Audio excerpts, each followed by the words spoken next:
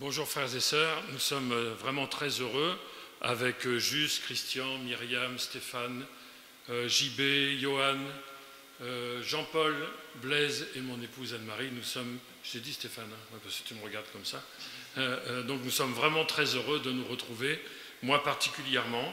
Je veux déjà vous remercier de tout mon cœur pour les marques d'affection, pour les prières, ce qui fait que je suis là aujourd'hui et très heureux de partager ce moment. Nous croyons que le Seigneur va nous bénir et nous allons prier ensemble afin que son esprit descende sur nous dans nos vies et que ce culte non seulement lui soit agréable, mais soit une source de bénédiction pour chacun d'entre nous. Voilà, nous prions tous ensemble.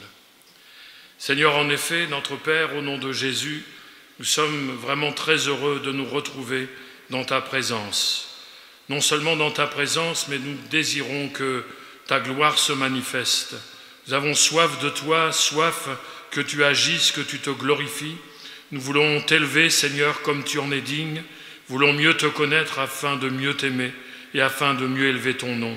Secours-nous par ton esprit pour que nos chants, pour que nos louanges, pour que nos prières, pour que ta parole soit vraiment ce qui vient de toi, ce qui jaillit de ton cœur et du nôtre, mais que également tous ceux qui pourront entendre, recevoir ce culte, pouvoir en bénéficier, en soient pleinement bénis.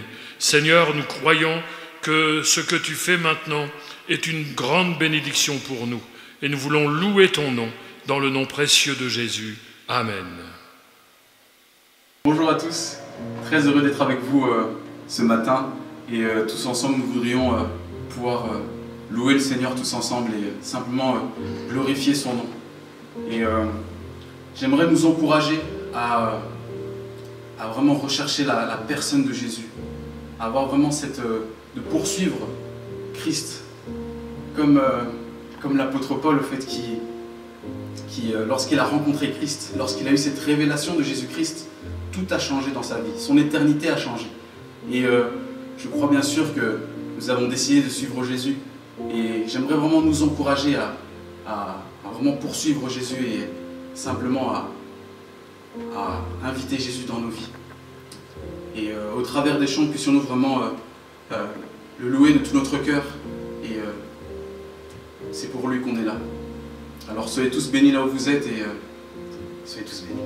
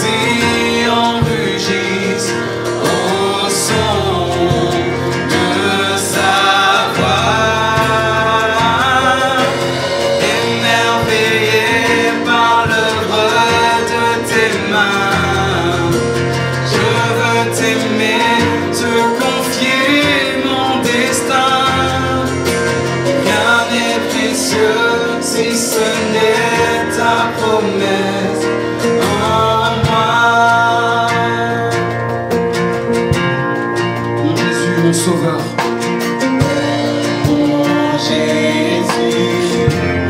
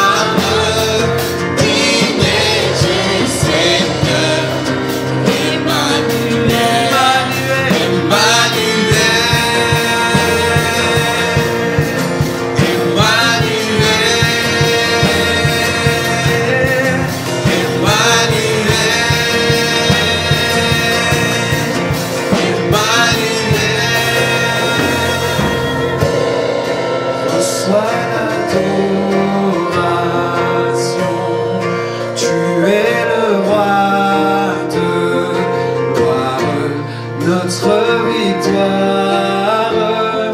Digne es-tu, Seigneur, Emmanuel.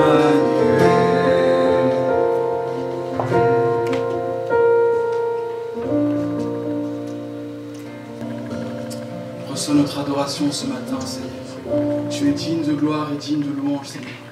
Ce matin, nous sommes là pour te donner, Seigneur, toute cette louange, Seigneur. Et nous t'en sommes infiniment reconnaissants, Seigneur, pour ce Dieu que tu es pour nous, ce Père que tu es pour nous, Seigneur. Reçois notre adoration, Seigneur Jésus.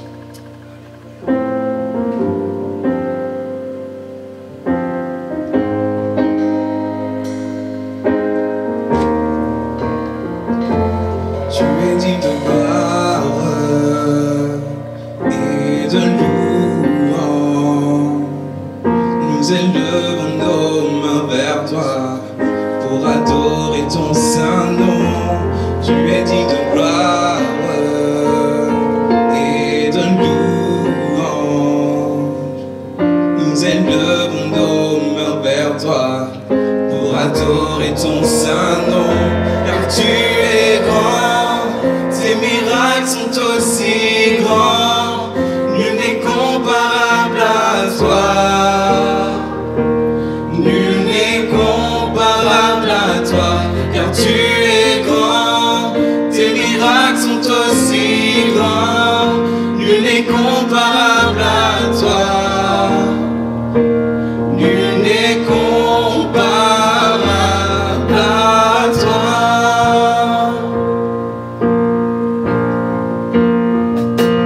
Tu es digne de gloire et de louange. Nous élevons nos mains vers toi pour adorer ton saint nom. Tu es digne de gloire et de louange. Nous élevons nos mains vers toi pour adorer ton saint nom.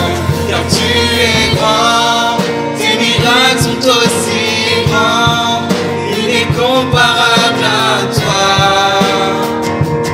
Nul n'est comparable à toi, car tu es grand, tes miracles sont aussi grands, nul n'est comparable à toi. Nul n'est comparable à toi. Seigneur, tu es grand et tu mérites notre louange, notre adoration, Seigneur. Et nous voudrons prendre ce repas à la Sainte Seine, Seigneur. Que ton nom soit glorifié, loué Jésus. Amen.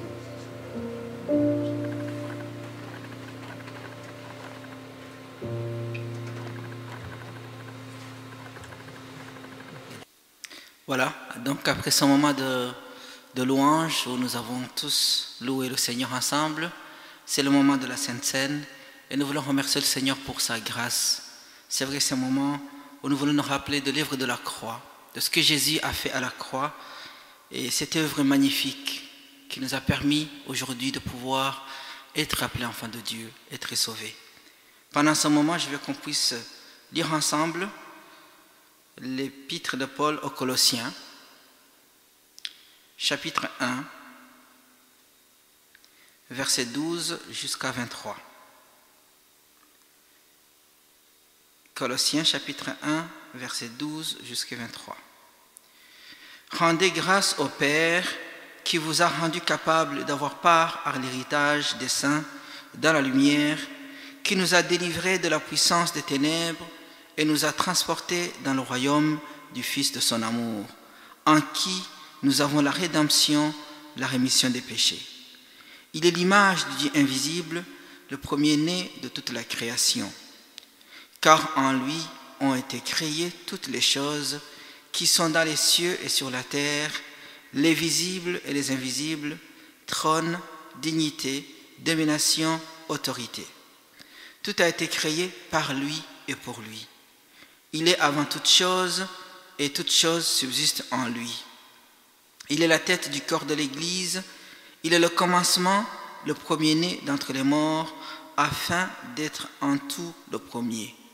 Car Dieu a voulu que toute plénitude habite en lui. Il a voulu par lui réconcilier tout avec lui-même, tant ce qui est sur la terre que ce qui est dans les cieux, en faisant la paix par lui, par le sang de sa croix. Et vous, qui étiez autrefois étrangers et ennemis par vos pensées et par vos mauvaises œuvres, il vous a maintenant réconciliés par sa mort dans le corps de sa chair, pour vous faire paraître devant lui saint, irrépréhensible et sans reproche, si du moins vous demeurez fondés et inébranlables dans la foi, sans vous détourner de l'espérance de l'évangile que vous avez entendu, qui a été prêché à toute créature sur le ciel et dont moi, Paul, j'ai été fait ministre. Amen. Voilà ces paroles qui nous rappellent ce que Jésus a fait, ce qu'il est pour nous.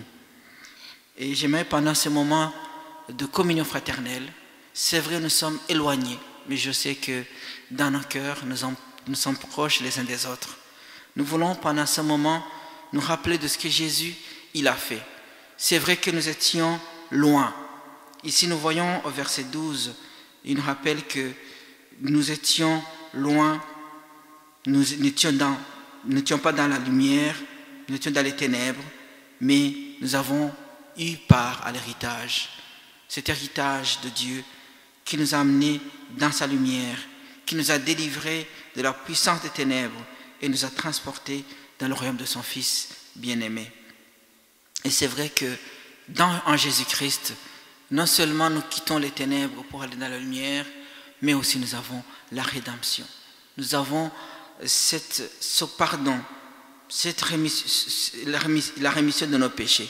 Aujourd'hui, nous pouvons venir devant lui sans crainte, sachant que nous sommes acceptés parce qu'il y a quelqu'un qui a payé pour nos péchés. Et c'est ce sang qui est précieux, ce sang qui nous permet de pouvoir venir devant lui, que nous voulons ce matin, pendant le moment de la Sainte Seine, nous rappeler et surtout savoir qu'aujourd'hui, Dieu il a tout fait pour que nous soyons dans la sainteté. Et Dieu nous appelle à cette vie de sainteté. Et je vais nous encourager ce matin à pouvoir nous rappeler ce que Jésus il a fait pour que nous puissions continuer à vivre, à rechercher la pureté, à rechercher la sanctification, à continuer dans les moments qui ne sont pas faciles de nous traversons, à savoir que Dieu nous appelle à continuer à lui appartenir. Voilà, frères et sœurs, ce que je voulais vous partager.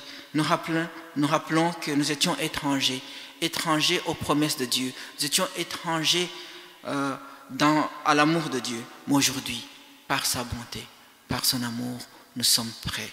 Nous sommes proches, nous sommes dans le royaume de Dieu et par son sang précieux, nous sommes acceptés de Dieu. Amen. Voilà, je vais donc pendant ce moment prier et surtout vous inviter là où vous êtes, chacun chez soi évidemment, à pouvoir nous associer ensemble, à prendre ces éléments qui consistent le pain, qui est le corps de Christ, et le vin qui consiste le sang de Jésus, pour que nous puissions les prendre en nous rappelant que Dieu nous appelle à la sanctification, à la sainteté, et continuons à l'aimer de tout cœur et surtout à aller de l'avant, à l'honorer dans tout ce que nous sommes, dans tout ce que nous faisons. Amen. Seigneur, nous voulons te remercier pour ta bonté. Nous voulons te remercier, Seigneur, pour ton amour, Seigneur. Merci parce qu'aujourd'hui nous sommes, Seigneur, en toi, parce qu'il y a quelqu'un qui a payé. Merci pour ce sang précieux, ce sang qui nous lave, ce sang qui nous purifie, ce sang qui nous permet de pouvoir venir devant toi, Seigneur, sans crainte, sachant que nous sommes justifiés. Merci de pouvoir, Seigneur, agir dans nos vies. Merci de nous aider à nous rapprocher plus de toi. Si parmi nous il y a quelqu'un qui s'est éloigné, nous savons que nous avons un avocat qui parle pour nous. Nous avons ce sang qui crie plus que le sang d'Abel. Oui, ce sang qui nous purifie. Nous voulons, Seigneur, nous rapprocher plus de toi. Sois magnifié, Seigneur, sois béni, parce que tu nous aimes. Et nous voulons continuer, Seigneur, à nous rapprocher plus de toi. À toi la gloire, à toi l'élévation, au nom de Jésus. Amen.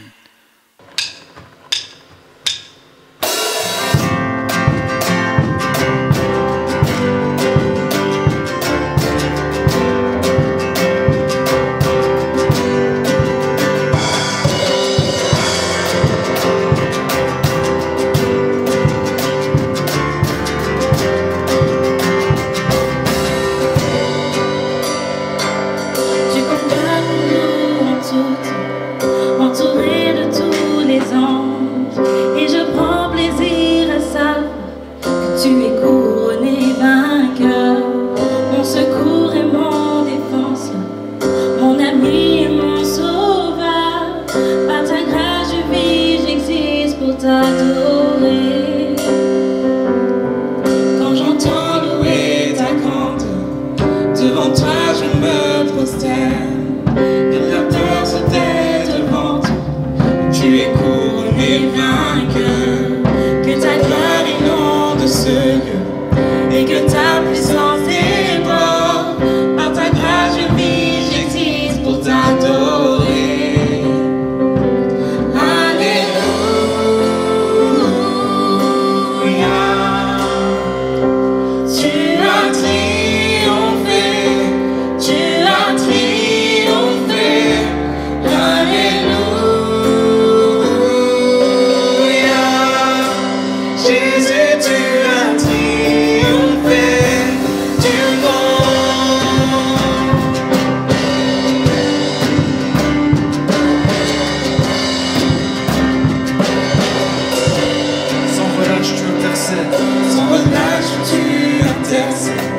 Les perdus sont retrouvés, tu ne seras jamais vaincu, tu es couronné vainqueur. Oh Jésus, tu es le Messie, l'espérance du monde entier. Par ta grâce je vis, j'existe pour t'adorer.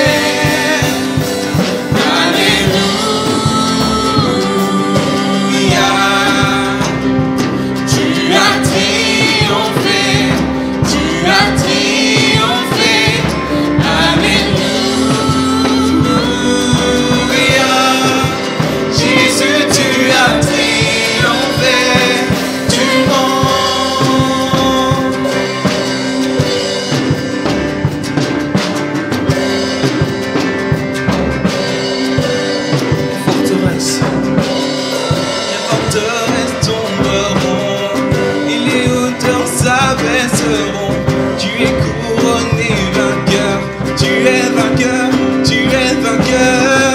Les forteresses tomberont et les hauteurs s'abaisseront. Tu es couronné vainqueur, tu es vainqueur, tu es vainqueur.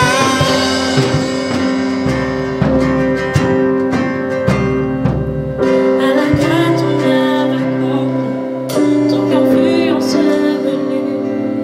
L'amour n'a pu te retenir, tu es couronné vainqueur.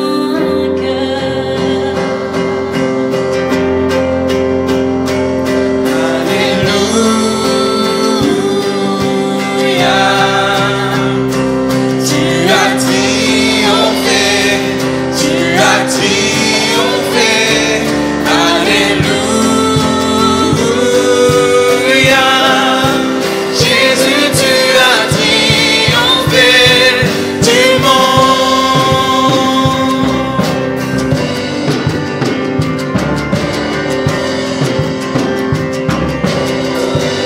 Les forteresses tomberont et les hauteurs s'abaisseront. Tu es couronné vainqueur, tu es vainqueur, tu es vainqueur. Les forteresses tomberont et les hauteurs s'abaisseront. Tu es couronné vainqueur, tu es vainqueur, tu es vainqueur. Les forteresses tomberont et les hauteurs s'abaisseront. Tu es couronné vainqueur, tu es vainqueur. Les forteresses tomberont et les hauteurs s'abaisseront. Tu es couronné vainqueur, tu es vainqueur, tu es vainqueur.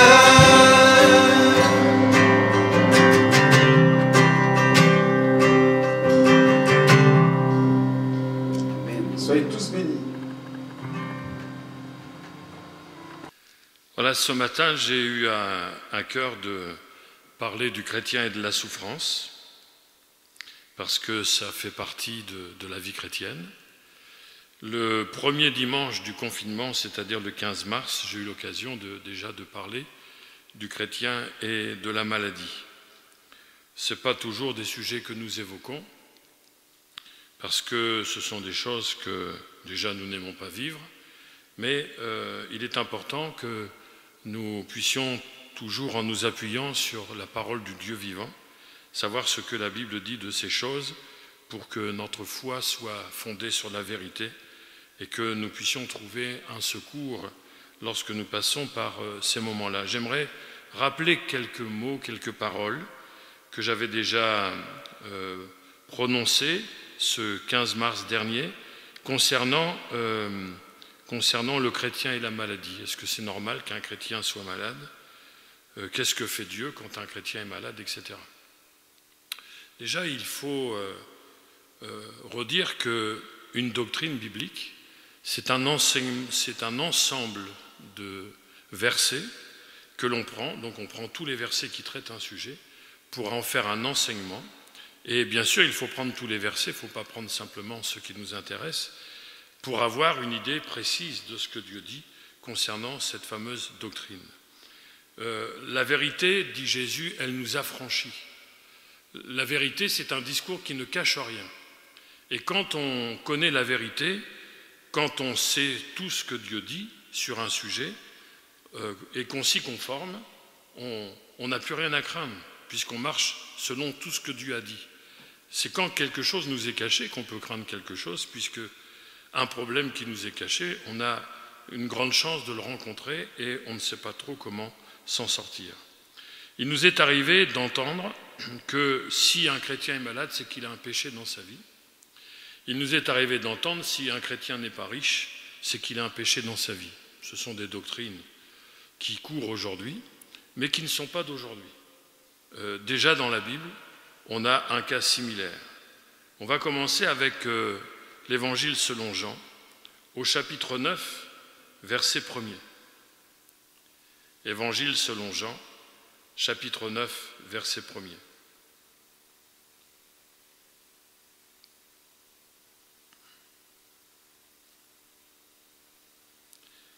Nous lisons ceci. Je pense que tout le monde a trouvé. En tout cas, ceux qui ont cherché ont trouvé. Jésus vit en passant un homme aveugle de naissance. Ses disciples lui posèrent cette question. Donc, les disciples de Jésus, ça fait déjà quand même pas mal de temps qu'ils sont avec lui, et ils lui posent cette question. Rabbi, qui a péché, cet homme ou ses parents, pour qu'il soit né aveugle ? Jésus répondit, ce n'est pas que lui ou ses parents aient péché, mais c'est afin que les œuvres de Dieu soient manifestées en lui. Il faut que je fasse, tandis qu'il est jour, les œuvres de celui qui m'a envoyé, la nuit vient, où personne ne peut travailler. Il faut insister pour dire que ce n'étaient pas des ignorants qui posent la question, ce n'est pas des gens qui n'avaient jamais entendu parler de Jésus, qui n'avaient jamais entendu parler Jésus.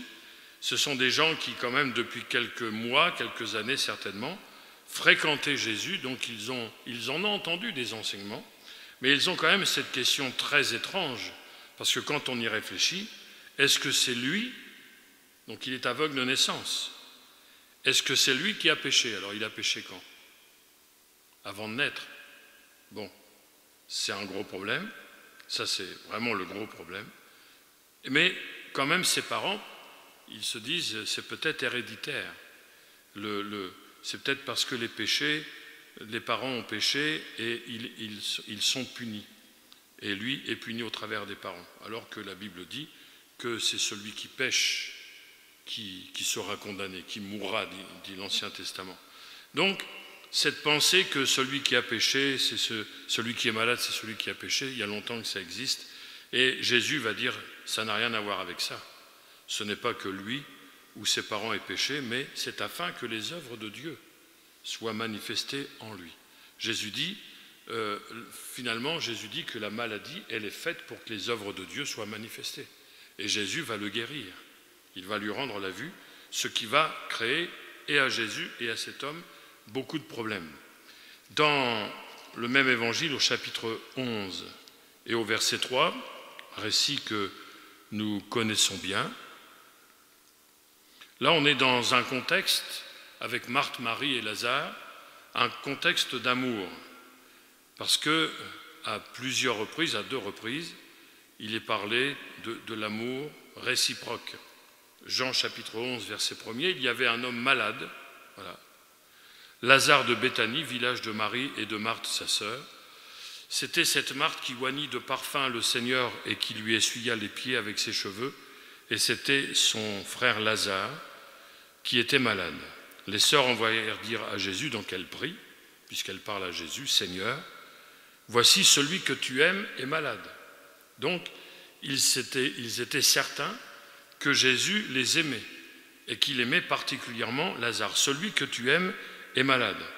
Il nous est dit ensuite, après avoir entendu cela, Jésus dit, cette maladie n'est point à la mort, mais elle est pour la gloire de Dieu, afin que le Fils de Dieu soit glorifié par elle. Or, Jésus aimait Marthe et sa sœur et Lazare. Si la maladie de Lazare était due au péché, Jésus aurait parlé autrement.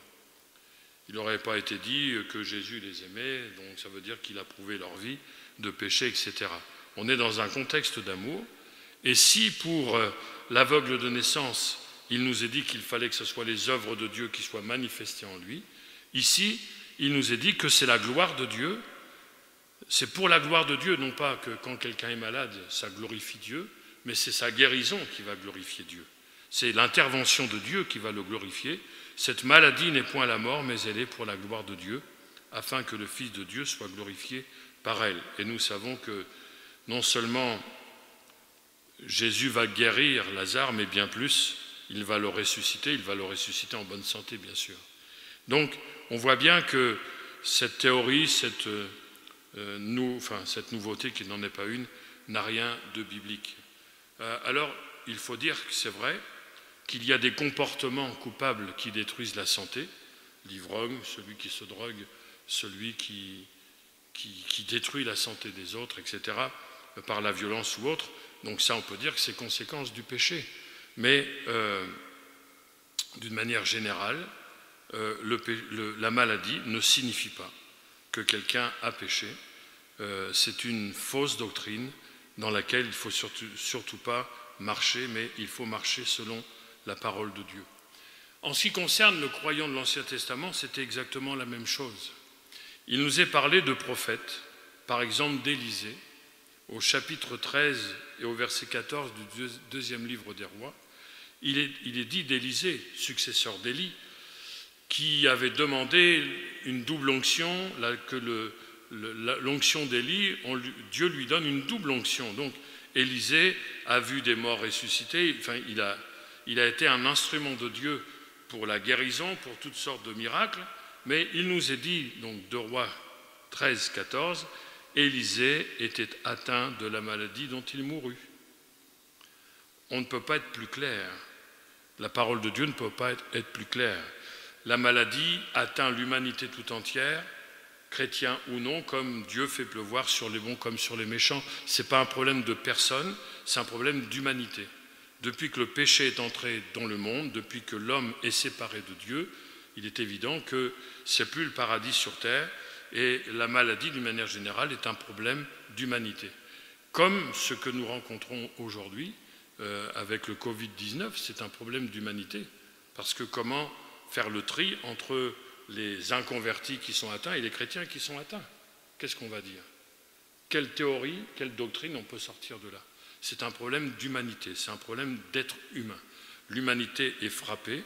La différence entre les croyants et ceux qui ne le sont pas, c'est que les croyants ont en eux Jésus pour les aider, pour les consoler, pour les secourir et pour les guérir. En ce qui concerne le disciple du Nouveau Testament, on a l'apôtre Paul, même si certains ont pu dire que l'écharde, ce n'était pas la maladie, mais enfin, on sait quand même que Paul était aveugle, pratiquement aveugle, puisqu'il était capable, il dit à un moment donné dans une lettre, il dit « Voyez avec quelle grande lettre que je vous écris ». Donc peut-être qu'il écrivait avec des lettres, je ne sais pas trop s'il avait un appareil pour faire des lettres, mais enfin, il fallait qu'il écrive avec des grandes lettres, tellement sa cécité était importante. Donc, quand il prie afin d'être secouru, 3 fois, dit-il, j'ai prié, mais Jésus va lui répondre, ma grâce te suffit, parce que ma puissance s'accomplit dans la faiblesse. Donc, Paul, il dit qu'il avait une écharde, un ange de Satan qui était là pour le souffleter afin qu'il ne s'enorgueille pas de toutes les merveilles qu'il avait vues et entendues, puisqu'il avait été emmené dans le 3e ciel. Donc, c'était une épreuve que Dieu avait permise pour qu'il soit maintenu dans l'humilité. Mais il y a aussi ce texte dont on ne parle très peu, mais qui est là dans la parole de Dieu. Je ne suis pas en train de défendre que c'est normal que le chrétien soit malade, mais ce n'est pas normal qu'il le soit. Il faut être très clair. Dans 2 Timothée, chapitre 4, verset 19, il est dit ceci, et c'est assez touchant comme récit. 2 Timothée, chapitre 4, verset 19, Paul termine sa lettre en disant « Salut Prisca et Aquilas et la famille d'Onésiphore.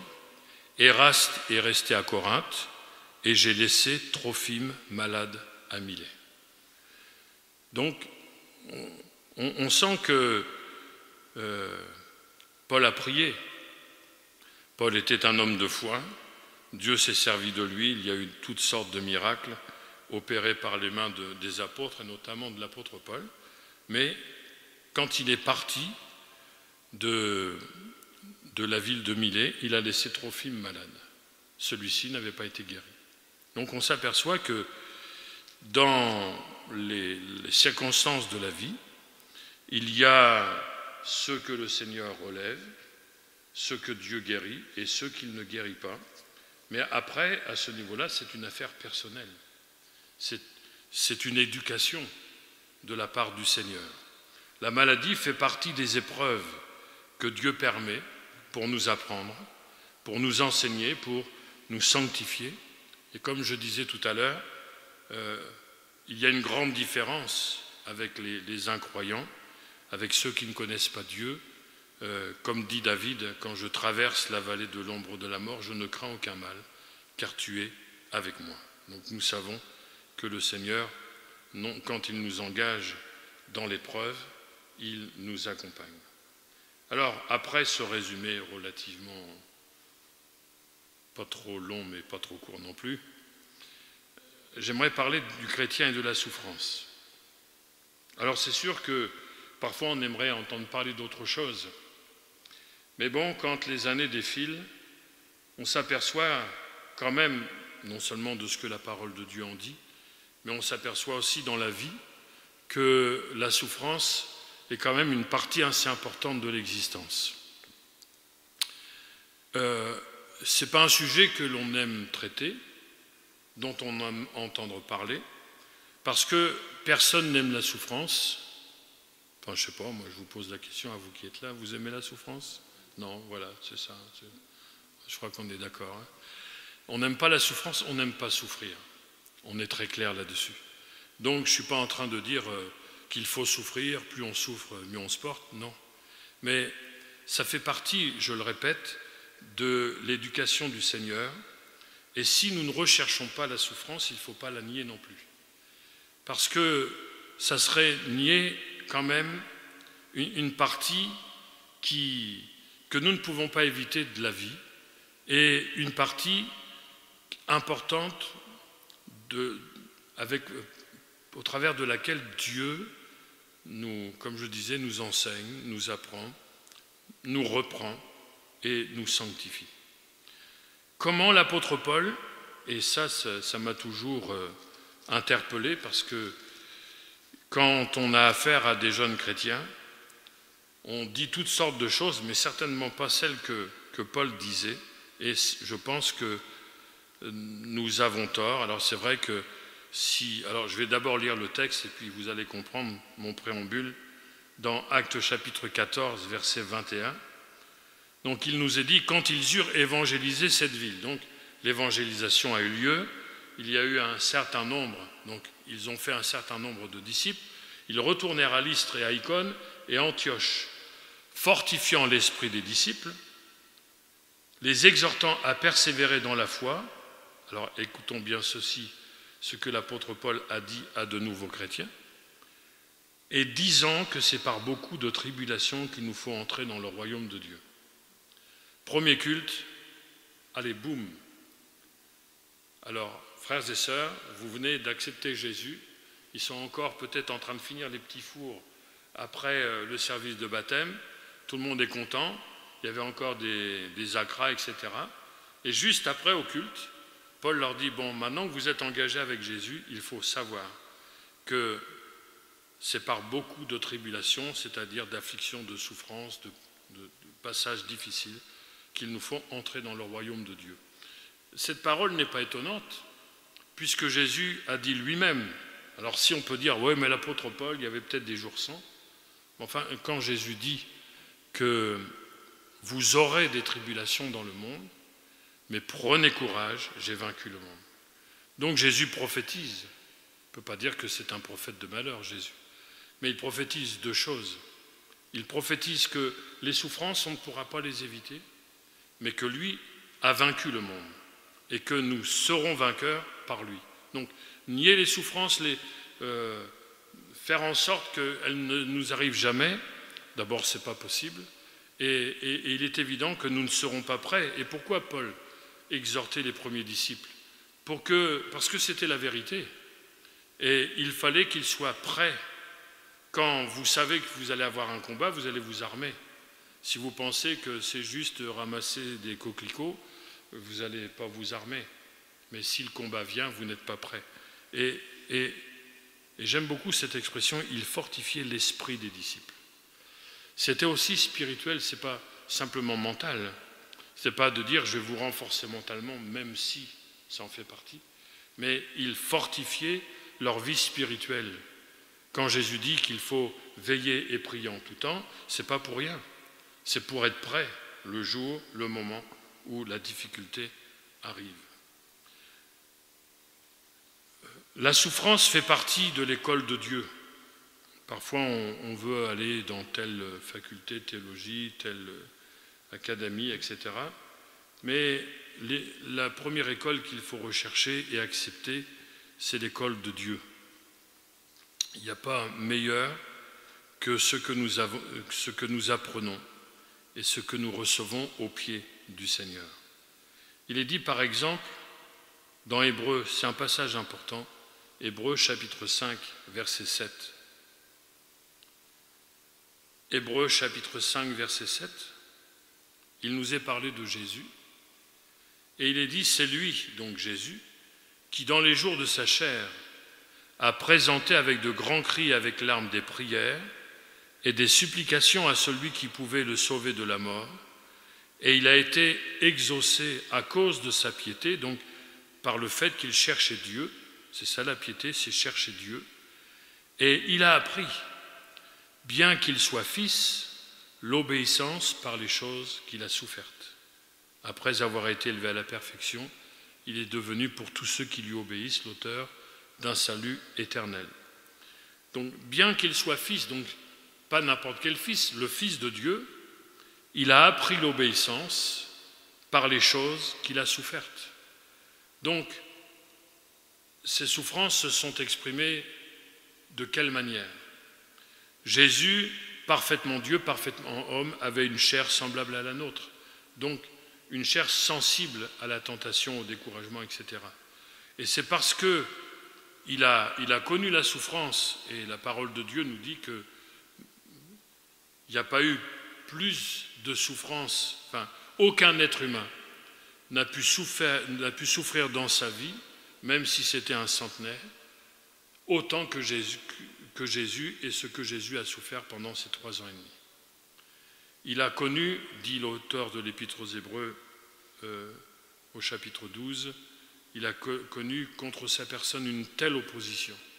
L'enfer entier s'est rué contre lui. Et c'est par les choses qu'il a souffertes que Jésus a appris l'obéissance. Et donc si Jésus a appris l'obéissance par les choses qu'il a souffertes, qui sommes-nous pour penser que nous pourrions ne pas connaître ces choses? Alors j'aimerais justement dire, parce que Jésus a connu ces choses, il n'y a personne mieux que lui qui est capable de nous comprendre et de nous secourir. C'est pour ça que Jésus a souffert ça. Jésus n'est pas venu, comme certains pouvaient dire, un faiseur de miracles, etc. Mais il est venu justement pour nous montrer l'exemple, pour se mettre à notre place, y compris sur la croix, puisque sur la croix, il a pris notre place dans le châtiment. Mais quand il est venu sur la terre, il s'est mis dans notre peau, dans une chair semblable à la nôtre, pour souffrir les mêmes choses que nous souffrons, afin de nous comprendre, parce que dans le ciel de gloire, le Fils de Dieu qui ne portait pas le nom de Jésus, on lui a donné le nom de Jésus quand il était Fils de l'homme, donc le Fils de Dieu se fait homme, il a une chair semblable à la nôtre, et il va passer par les mêmes choses. Et c'est ce que dit encore l'auteur de l'Épître aux Hébreux, au chapitre 2 et au verset 17. Il est dit ceci: en conséquence, il a dû être rendu semblable en toutes choses à ses frères, c'est-à-dire à nous, et à ses sœurs, à Mimi. Tu n'es pas un frère, toi, tu es une sœur. Afin qu'il soit un souverain sacrificateur miséricordieux et fidèle dans le service de Dieu pour faire l'expiation des péchés du peuple. Car du fait qu'il a souffert lui-même et qu'il a été tenté, il peut secourir ceux qui sont tentés. Donc ça, c'est un verset important parce qu'il nous révèle deux choses. La première chose, c'est qu'il est miséricordieux. Ailleurs, il est dit qu'il est compatissant, c'est-à-dire qu'il souffre avec nous. Quand nous sommes éprouvés, quand nous sommes tentés, il faut que nous soyons absolument conscients que nous ne sommes pas seuls dans notre épreuve, dans nos tentations, dans tout ce que nous pouvons rencontrer. Jésus souffre avec nous et il est plein de miséricorde. Et la deuxième chose qu'il faut retenir, c'est que Jésus est notre force pour nous aider à triompher de nos souffrances. Donc non seulement il est rempli de compassion et d'amour pour nous, mais il est aussi la force qui nous aide. Quand nous sommes tentés par le péché, bien ne faisons pas comme Caïn, à qui Dieu dit le péché se couche à ta porte et toi domine sur lui, et puis Caïn il s'en va et tue son frère. À ce moment-là, Caïn aurait dû dire « Seigneur, aide-moi parce que la tentation est trop forte, j'en veux trop à mon frère ». Et au lieu de prier, il a commis le péché. Et lorsque nous sommes tentés par le péché, devons savoir que Jésus a été tenté comme nous en toutes choses et qu'il va être notre force pour nous aider à nous en sortir. Quand on est tenté par le découragement, quand nous sommes tentés par la vengeance, par la rancune, peut-être même la haine, quand on est un peu fatigué des choses de la vie, quand on est lassé, quand on a envie de baisser les bras, quand on est peut-être secoué par le chagrin, lorsque véritablement on est prêt de laisser tomber, bien nous devons savoir que dans ces souffrances-là, parce que toutes ces choses, ce sont des souffrances, non seulement Jésus est rempli d'amour pour nous, mais en même temps, il est notre force pour nous secourir, pour nous sortir de là. Il est important de rappeler ces quelques vérités. On va un peu plus loin encore dans cette pensée. Et il est vrai qu'on ne peut pas passer à côté de certains passages qui sont précieux pour nous, en tout cas pour ce sujet-là, dans 1 Pierre, chapitre 4, verset 12. 1 Pierre, chapitre 4, verset 12. « Bien-aimés, ne trouvez pas étrange, donc on n'est pas étranger à ces choses, d'être dans la fournaise de l'épreuve, comme s'il vous arrivait quelque chose d'extraordinaire. Réjouissez-vous. » Alors là, c'est là où on a besoin du secours du Saint-Esprit. Réjouissez-vous, au contraire. Donc si le Seigneur nous dit que nous pouvons nous réjouir, contrairement à l'affliction, au découragement, à la dépression, etc., réjouissez-vous au contraire de la part que vous avez aux souffrances de Christ, afin que vous soyez aussi dans la joie et dans l'allégresse lorsque sa gloire apparaîtra. Si vous êtes outragés pour le nom de Christ, vous êtes heureux, parce que l'Esprit de gloire, l'Esprit de Dieu, repose sur vous. Ici, il est parlé non pas des souffrances pour Christ, mais des souffrances de Christ. Ça veut dire que dans un monde inconverti, païen, dominé par le diable, le chrétien qui veut rester fidèle, il souffre. Quand on veut être fidèle à Dieu, on souffre. Et parfois, pour éviter de souffrir, eh bien, on peut faire des concessions, on peut ressembler au monde, on va ressembler au monde pour ne pas le choquer, parce qu'on n'a pas envie que les gens nous rejettent, nous méprisent, se moquent de nous, etc. Mais que si nous voulons être fidèles à Dieu, c'est sûr qu'on ne va pas se faire que des amis. Alors, le plus important, c'est avoir Dieu pour ami. Il ne s'agit pas pour nous de ne pas vouloir, enfin de rejeter les gens et de faire exprès. Je me souviens un jour de celui qui pensait avoir un appel pour être pasteur, mais il y avait que lui qui le croyait d'ailleurs, mais qui est en train de parler à un inconverti, puis l'inconverti s'est fâché, et puis ce chrétien, en partant, disait « Oh, on a gagné ». Ah, t'as gagné parce que l'inconverti s'est fâché. Il voulait avoir à tout prix raison.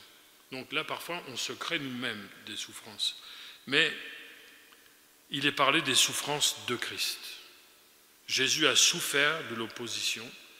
Jésus a souffert de la part des religieux. Il a souffert de la part de sa famille, puisque pendant un temps certain, ses frères et sœurs ne croyaient pas en lui. C'est terrible.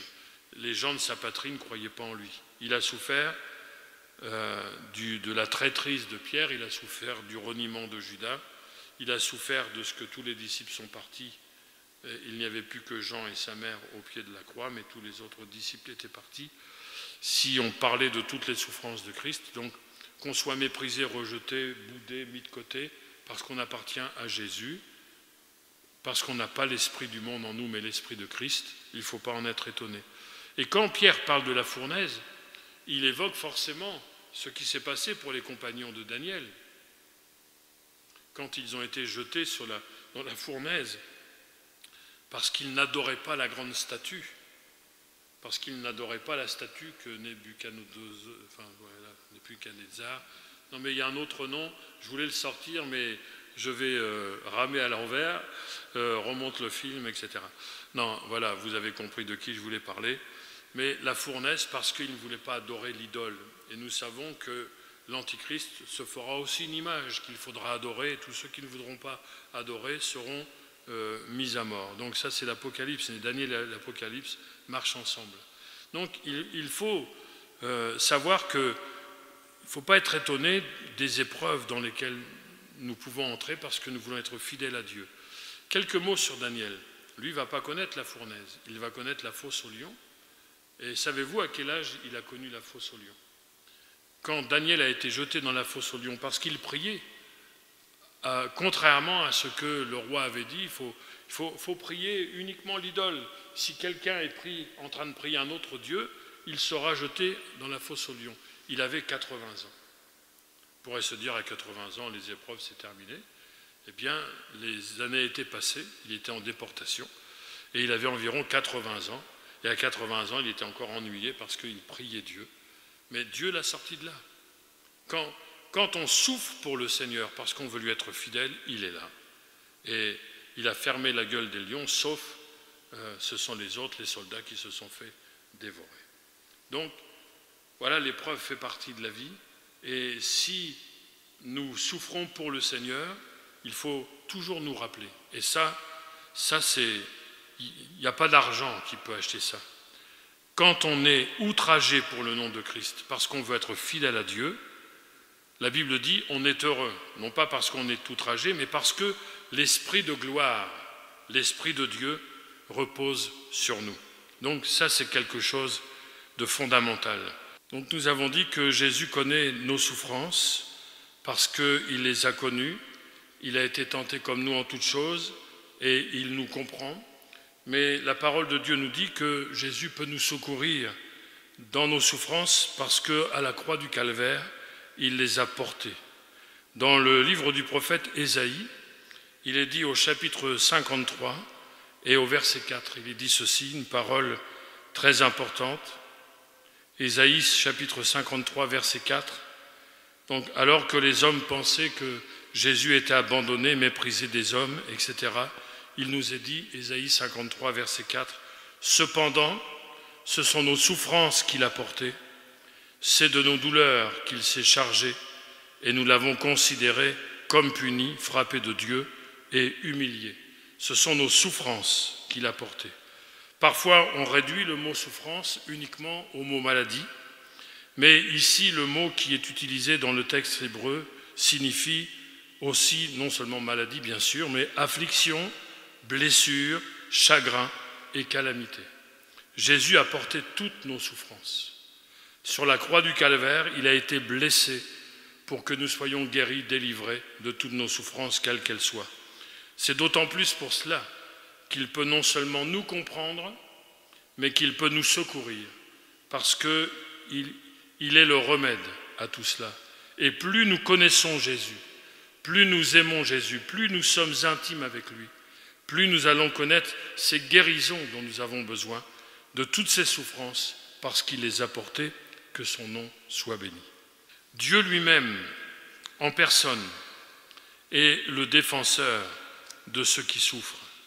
Dans le psaume 10, j'arrive bientôt vers la fin, le psaume 10, verset 14, il est dit ceci: « Tu regardes cependant car tu vois la peine et la souffrance. » Voilà, Dieu regarde la peine et la souffrance. Si je suis dans la peine, si je suis dans la souffrance, Dieu regarde. Et il prend en main leur cause. C'est à toi que s'abandonne le malheureux, c'est toi qui viens en aide à l'orphelin. Donc Dieu lui-même prend en main la cause de ceux qui sont dans la peine et dans la souffrance. Donc on peut jamais dire oui, la souffrance, bon, c'est vrai que la souffrance, personne ne l'aime, mais Dieu est là, il prend en main les choses. Et la Bible dit, c'est à toi que s'abandonne le malheureux, c'est-à-dire celui qui est dans la peine et celui qui souffre, c'est toi qui viens en aide à l'orphelin. Y a-t-il plus dans la peine et la souffrance qu'un orphelin? Eh bien, même si nous ne sommes pas orphelins, mais que nous sommes dans la peine et la souffrance, Dieu nous vient en aide. Alors, pour terminer, j'aimerais juste lire dans 2 Corinthiens, chapitre 4, verset 17.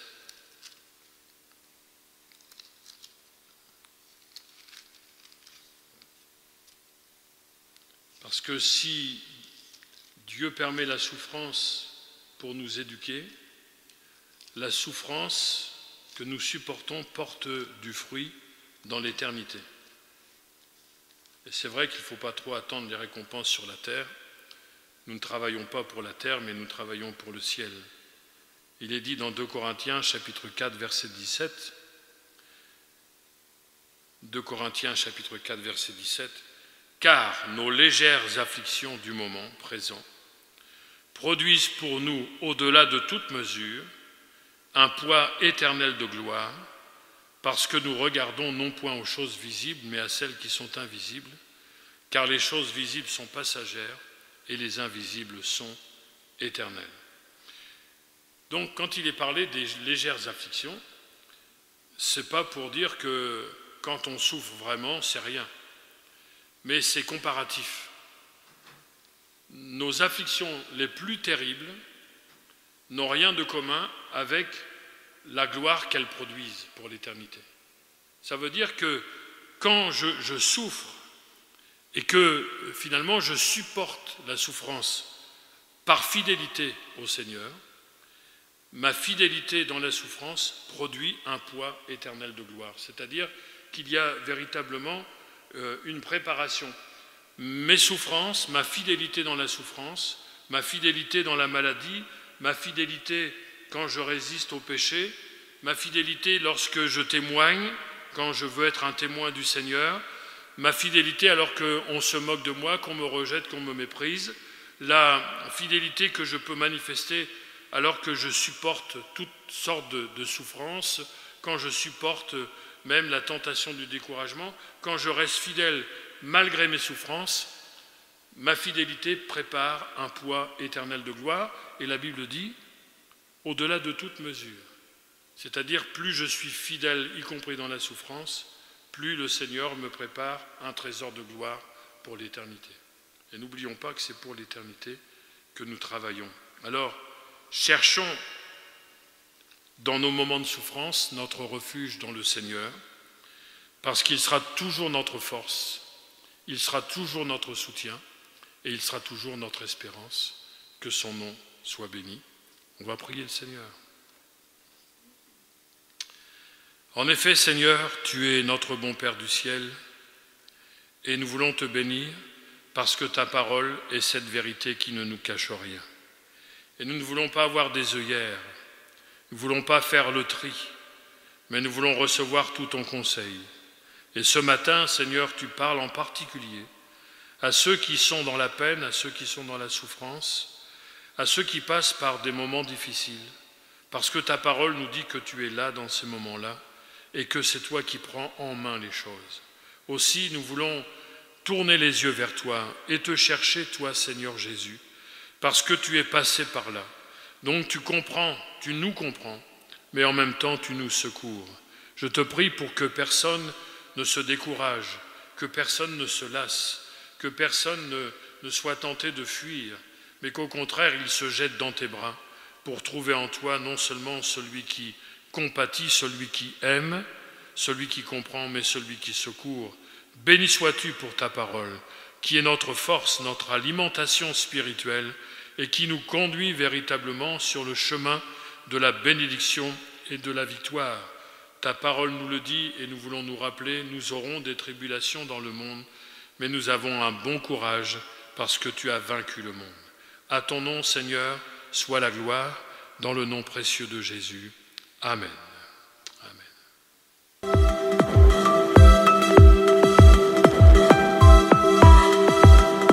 Bonjour mes frères et sœurs, c'est le moment de partager les annonces. Sur WhatsApp, lundi vers 11h, le partage de prière avec les mamans. 3 rendez-vous sur YouTube, Centre évangélique Roussel-Forêt. Mardi à 19h, réunion de prière sur Zoom, mais qui est rediffusée sur YouTube. Et dimanche à 10h, culte, et bien sûr le rendez-vous avec les enfants préparés par les monitrices. Les réunions d'études bibliques sont suspendues jusqu'à la fin du confinement. Chaque vendredi, jeûne et prière, chacun chez soi. Liberté à chacun de faire la journée ou non. Pensons à nos frères et sœurs qui sont malades, surtout aussi à celles et ceux qui ont perdu un être cher. Pensons à notre Église, des aînés aux plus petits des enfants. Pensons aussi aux églises en Belgique, sans oublier bien sûr de prier pour le réveil spirituel. Et certainement bien d'autres sujets que vous avez sur votre cœur. Sur Zoom, chaque samedi à 18h30, rendez-vous avec la jeunesse I7G. Voilà. Vous avez la possibilité de contacter votre pasteur Philippe Ress au GSM, sur le GSM, au 0476 33 78 71 ou sur le téléphone fixe au 02 344 31 35. Donc nous terminons par le verset de la semaine. Je suis le cep, vous êtes les sarments. Celui qui demeure en moi et en qui je demeure porte beaucoup de fruits. Car sans moi, vous ne pouvez rien faire. Et c'est dans Jean chapitre 15, verset 5. Bonne journée, bonne fin de journée, que Dieu vous bénisse et je vous dis à bientôt. Au revoir. Voilà, nous voulons remercier le Seigneur pour ce bon culte que nous avons eu ensemble. Nous remercions Chantre pour le moment de louange, le moment de la Sainte Seine, le moment où nous avons écouté sa parole. C'est vrai que ça nous fait du bien d'être renouvelés par sa présence dans nos vies. Nous allons terminer notre réunion par la prière. Et voilà, je vais donc prier pour terminer notre réunion. Seigneur, nous voulons te remercier pour ta bonté. Merci Seigneur pour ce moment que nous pouvons avoir d'être dans ta présence, d'écouter ta parole Seigneur et de pouvoir te louer et t'adorer. Merci pour ce que nous avons entendu. C'est vrai que tu nous demandes à continuer à persévérer malgré les souffrances, malgré les différentes épreuves qu'on peut passer à travers, sachant que tu as vaincu et nous avons la victoire. Nous sommes plus que vainqueurs en toi, Seigneur. Merci pour cet enseignement que nous continuons, Seigneur, à nous rappeler de ce que tu nous parles, de ce que tu nous enseignes, Seigneur, dans le moment d'épreuve, de souffrance. Nous voulons, Seigneur, continuer à nous appuyer sur toi. Sois béni, Seigneur, sois exalté. Merci, Seigneur, pour ce culte. Merci pour toute personne qui entend, Seigneur, qui écoute ce message. Qu'il soit béni par toi, Seigneur, et que nous continuons tous à être renouvelés dans ta présence. Au nom de Jésus. Amen. Voilà, excellent dimanche à tous.